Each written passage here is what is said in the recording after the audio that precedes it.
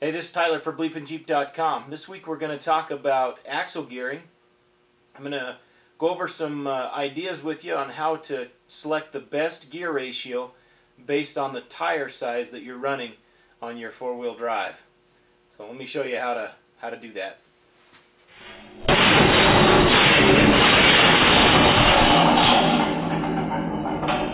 Before we get into what ratio you should choose, what gear ratio you should run in your axles, let's get right down to the basics and talk about what exactly is your gear ratio. So in the differential in your axle, there is a ring gear and a pinion gear. The pinion gear is attached, the drive shaft comes down and attaches to a yoke here. That pinion gear engages the ring gear, and then your axles are attached to the ring gear through a carrier. So you'd have one axle coming out this way and one, if you can imagine, going down through the table. So this is your drive gear and this is your driven gear. So the pinion receives power from the engine through the transmission and transfer case that goes into the drive shaft. The drive shaft attaches to the pinion, and then the pinion rotates the ring gear, which in turn rotates your axles. Now, gear ratio is very simply the number of teeth on the pinion gear compared to the number of teeth on the ring gear. So how you determine your gear ratio is you count up the number of teeth on your pinion. 1, 2, 3, 4, 5, 6, 7, 8, 9, 10, 11. Now we count up the number of teeth on our ring gear. I'm going to make a mark so I can keep track of where I'm at. So 1, 2, 3, 4, 40, 41. 41. So I have 41 on my ring gear and 11 on my pinion. Now I just take the number of ring gear teeth, so 41, and I divide it by the number of pinion teeth, which were 11, and that gives me 3.727272.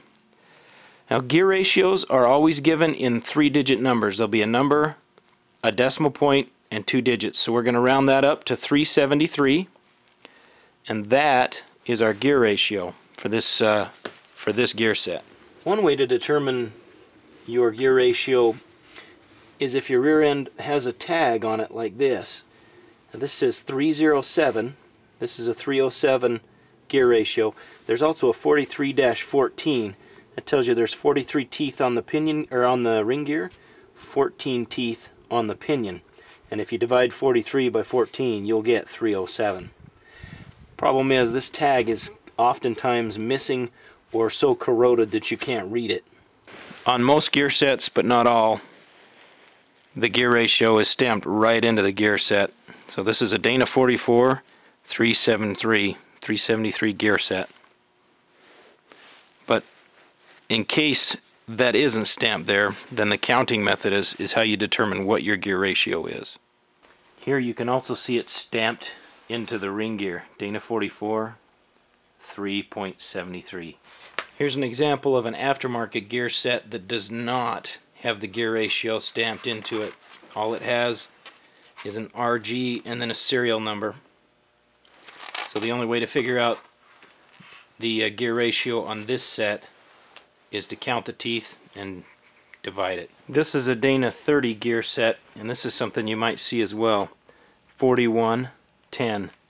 This is the number of teeth on the ring gear. This is the number of teeth on the pinion. So 41 divided by 10 is 4.1, or 410. So why do we even care about gear ratio?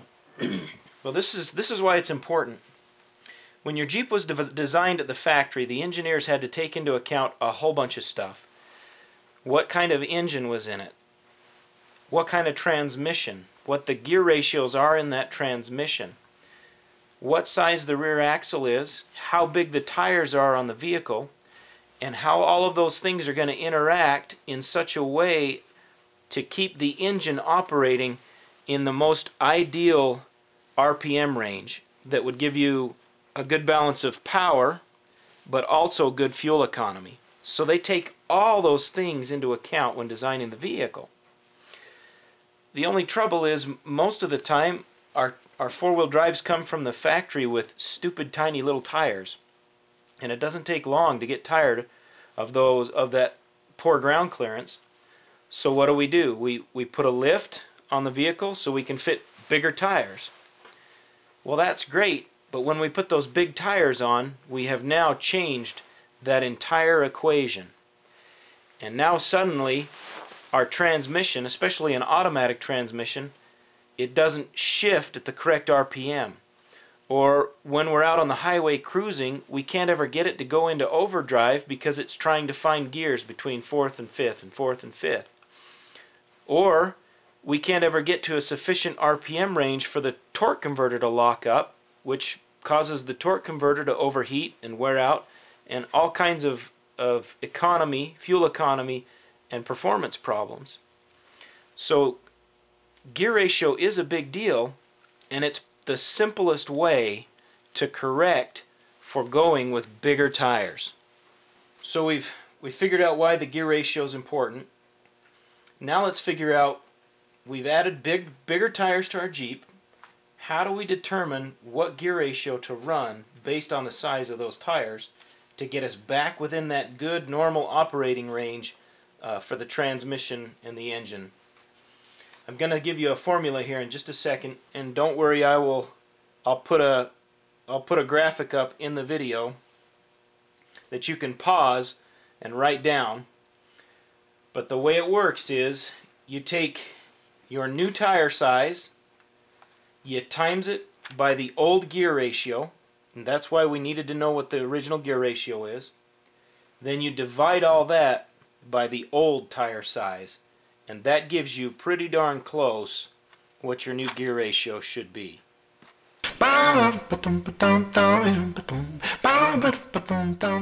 Let me take you through one of these calculations just to show you how this works. Let's calculate for Project Tetanus what gear ratio I should run given the tire size that I want to run. So my plan is to run 33-inch tires. So that's the new tire size. I need to times that by my old gear ratio, which I just showed you out there is 3.07, and then I need to divide that by the old tire size. Now, it had metric tires on it, but they come out to be about 29 inches tall. And this is going to give us our ideal new gear ratio. So let's go ahead and do that. 33 times 3.07 divided by the old tire size, 29 inches, and that equals 3.49. So I pick the closest gear ratio to 3.49, and that's a 355. 355 gears would give me the ideal RPM operating range given the new tire size. Now this number is not set in stone. It's more of it's a guideline. Now with Project Tetanus, I'm actually going to be running 373 gears, and the reason for that is I happen to have a set of 373 gears for the Dana 44 in the rear. It's close enough to this ratio that I'm not super concerned. It's going to give me more low-end torque and low-end power, because the higher the number is, the lower the gearing, but this should still give me decent on-road gas mileage and on-road manners, given that it's going to be a daily driver. The other thing to consider is I'm going to be running a manual transmission, not an automatic transmission, so I'm not as concerned about an automatic trying to shift within certain RPM ranges. That's not going to be an issue for me with a manual transmission. So this is a guideline. It's not a chain to chain you down with, but if you want your vehicle to operate within the closest parameters that it was engineered to operate in, you need to get pretty close to this number. Let's just do one more as a hypothetical. Let's take my YJ. My YJ, it currently has 33-inch tires, but I wanted, or my plan when building it was to have 35-inch tires. Its gear ratio originally was 410, and it originally had 29-inch tires. So if we take this and we say 35 times the old gear ratio of 4.10 divided by 29, that equals 495. So the closest gear ratio would probably be 488, which is exactly what I'm running. The problem is I don't have 35-inch tires, I have 33-inch tires because of I just got a really good deal on some used tires, and that's what I ended up with. And because of those 33-inch tires, I run at a much higher RPM rate than I should. And I've got really good low speed crawling torque and really good low speed power. But when I get up to about 55 miles per hour, I'm pushing 3,000 RPM, which is really a lot faster than that motor should be running down the highway, and really hurts my gas mileage. So let's figure out what gear ratio I should be running with 33-inch tires. So 33 times 410, which was my original gear ratio, divided by 29. 33 times 410 divided by 29. That equals 466. The next closest gear ratio would be 456. So if I wanted to run 33-inch tires, I should have went with 456 instead of 488s. But again, my original intention was to run 35-inch tires, and eventually I will run 35-inch tires. That should get me back into the RPM range that I want to be in, where I can have good gas mileage and still have this low-end power. Alright, I hope those examples were helpful to you. Now there's a couple of odds and ends we need to go over before we quit here. The first thing is, gear sets are machined pairs. When they are manufactured, they are precision machined for this pinion to line up with this ring gear. You cannot interchange them. You can't take a pinion from one set and try to set it up with a ring gear of another set to create some kind of a weird ratio. They won't run. They'll be noisy, there'll be excessive wear, and the gear set will eventually fail. So when buying used gears, you need to make sure that you get a matched set. The pinion has to stay with that specific ring. Let me clear up one other thing too, just to prevent some confusion. The lower the number, the higher the gears are. So let's go 410, 456, 488. So the numerically larger the number, the lower your gearing is. So this is going to give you really good gas mileage, but you're not going to have any power off the line, and you're crawling out crawling and four-wheel driving. This ratio sucks. This is going to give you really good power right off the line. Going to be awesome low gearing when you're crawling. Out on the highway, your gas mileage is going to suck. So the bigger the number, the lower your gearing. Going right along with this, I wanted to explain something called a carrier brake. Now all of your Dana axles, and that's your Dana 30, Dana 35, Dana 44, even the Dana 60. So all these axles that came in your Jeeps have what's called a carrier brake. And all that means is this is the carrier. Your ring gear attaches to the carrier. Carriers are designed, the Dana carriers are designed to only accommodate gears up to a certain point. The carrier brake for a Dana 30 is right here at 355. So if you have factory gears that are 355 or numerically lower, then 355 is the deepest gear that you can get. If your factory Dana 30 came with 373 gears or numerically higher, then it can accommodate all of these lower gears, but that's the carrier brake right there. Why that's important is if you go to order a traction device, say like a locker, when you're doing your gear set, you need to make sure that you get the correct size of locker, the correct size of carrier for the gear set that you're ordering. If you're going low gears like a 488, you need to make sure you get the correct carrier, or you will not be able to get the gears set up properly in the differential, because this part of the carrier right here will be too thin. You won't be able to get that ring gear far enough or close enough to the pinion to be able to set the gear up right. So that's something you need to be aware of, carrier brakes. Another thing I wanted to talk about is reverse cut gears. This is a Dana 30 gear set laid on top of a Ford 9-inch gear set.